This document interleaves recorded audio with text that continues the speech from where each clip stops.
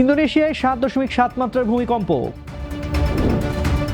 মধ্যপ্রাচ্যে নতুন রণতরী মোতায়েন করলেন ট্রাম্প। হরমুজ নিয়ে ওমানের সঙ্গে সমঝোতার পথে ইরান। মোচা বন্দরে হুতিদের ক্ষেপণাস্ত্র হামলা, নিহত 4। শিশুদের সোশ্যাল মিডিয়ার নিষেধাজ্ঞা আটকে দিল ফ্রান্সের আদালত। আমন্ত্রণ জানাচ্ছি বাংলাদেশ প্রতিদিনের বিশ্ব সংবাদের সাথে আছে আমি তানজির রহমান। শুনছিলেন এতক্ষণ সংবাদ শিরোনাম, এবারে থাকছে বিস্তারিত সংবাদ। স্যান্ডেলিনা সো, রূপচর্চায় আভিজাত্য। ইন্দোনেশিয়ার ফ্লোরেস দ্বীপের কাছে শক্তিশালী ভূমিকম্পে কেঁপে উঠেছে দেশটির পূর্বাঞ্চল। শনিবার ভোরে 7.7 মাত্রার ভূমিকম্পটি আঘাত হানে।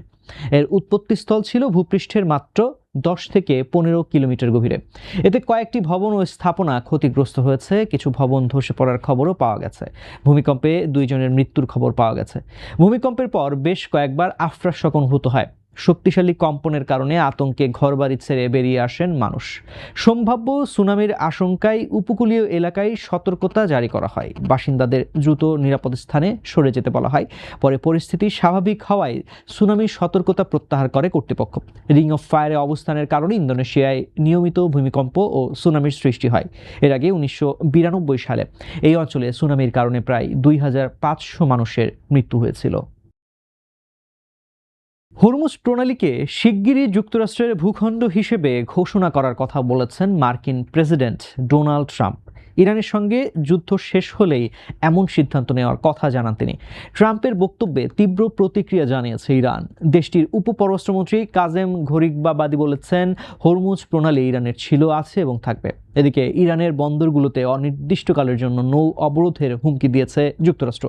মধ্যপ্রাচ্যে মোতায়েন মার্কিন বিমান বাহিনী রণতরী ইউএসএস আব্রাহাম লিঙ্কনের বদলে ইউএসএস জর্জ ওয়াশিংটন পাঠানো হচ্ছে। তবে দীর্ঘদিন সমুদ্রে থাকায় লিঙ্কনের নাবিকদের নানা সমস্যা দেখা দিয়েছে বলে বিভিন্ন আন্তর্জাতিক গণমাধ্যমে জানানো হয়েছে।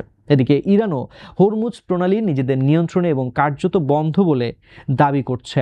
যুদ্ধের কারণে জলপথটিতে জাহাজ চলাচল ব্যাপকভাবে কমে গেছে। এতে তেল ও গ্যাস সরবরাহ নিয়ে নতুন করে উদ্বেগ তৈরি হয়েছে। এর প্রভাব পড়েছে বিশ্ববাজারেও, বেড়েছে জ্বালানির দাম। হরমুজ প্রণালীতে জাহাজ চলাচল নিয়ে ওমানের সঙ্গে সমঝোতার পথে এগোচ্ছে ইরান। ইরানের পররাষ্ট্রমন্ত্রী আব্বাস আরাকচি জানিয়েছেন, আলোচনা এখন চূড়ান্ত পর্যায়ে। জাহাজ চলাচলের জন্য নির্দিষ্ট নৌপথ ঠিক করা এই আলোচনার মূল লক্ষ্য।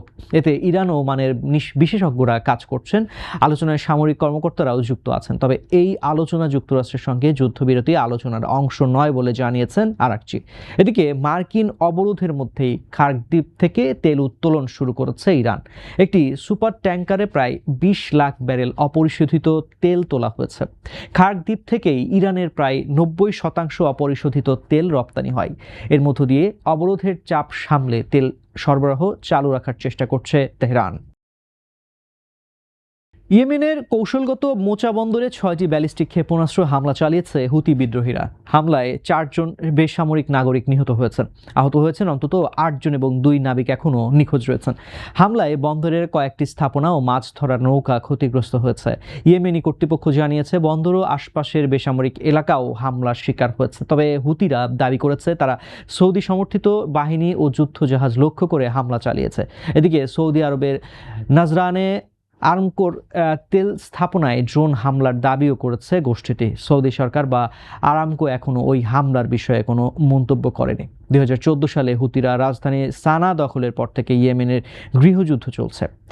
নতুন এই হামলায় দেশটির শান্তি প্রক্রিয়া আবারও অনিশ্চয়তার মুখে পড়েছে। 15 বছরের কম বয়সী শিশুদের সামাজিক যোগাযোগ মাধ্যম ব্যবহারের নিষেধাজ্ঞার বিল আটকে দিয়েছে ফ্রান্সের শীর্ষ আদালত। আদালত বলছে, এই নিষেধাজ্ঞায় মত প্রকাশের স্বাধীনতা ও ব্যক্তিগত গোপনীয়তা ক্ষতিগ্রস্ত হতে পারে। আগামী 1 সেপ্টেম্বর থেকে আইনটি কার্যকর হওয়ার কথা ছিল। বিলে 15 বছরের কম বয়সীদের নতুন অ্যাকাউন্ট খোলার উপর নিষেধাজ্ঞা ছিল।